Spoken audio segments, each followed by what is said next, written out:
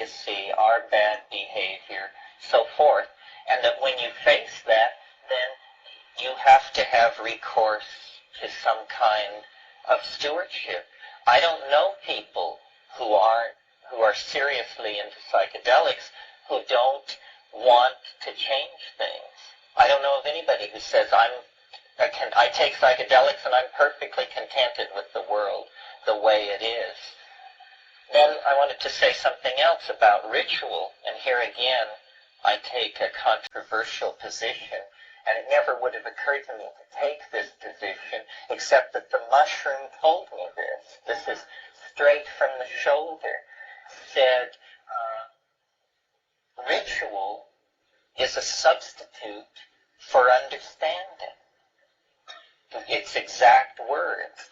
And I said, I don't get it. He said, if you understand, you have no need of ritual. Ritual is like a mnemonic device for touching something deeper, which is in danger of being lost. So I recalled a situation where I was in the Amazon and we were collecting ayahuasca plants, myself and a young botanist who was Peruvian but very westernized. And we chopped through the ayahuasca bush, and we hadn't talked for a long time. And then, as we were chopping it up and putting it into the bags to carry it out of the forest, he said to me, "Don't you think that we should have done a ritual and blown tobacco smoke over it and asked the plant permission to cut it?" None of which we had done. But as we had cut the plant, this had all been going through my mind, and I felt that the moment was so intense that ritual would have been a trivializing of it. And so then I realized that what ritual is for is to ignite attention. That's all. And you must have attention.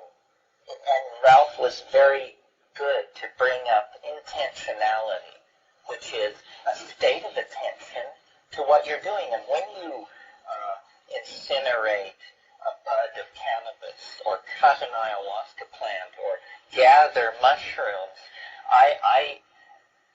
it's not necessary to perform a ritual, but it's an abomination to have an empty head at that moment.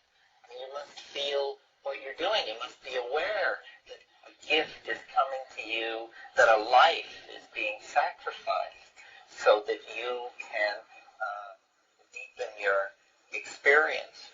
So I don't know if this goes to your question. And ultimately, the give-take question, I think, can be dissolved in that it really is an in-out question. What do I take? What do I give?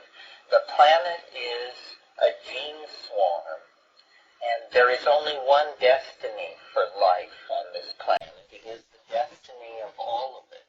And when we take these plants, we are synergized to higher states of intellectual activity.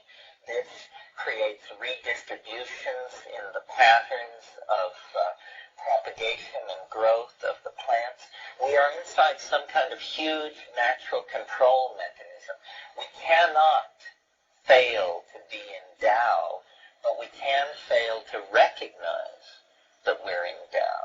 And so it's always a task of bringing back attention and reclaiming a feeling of authenticity in the moment. I guess I would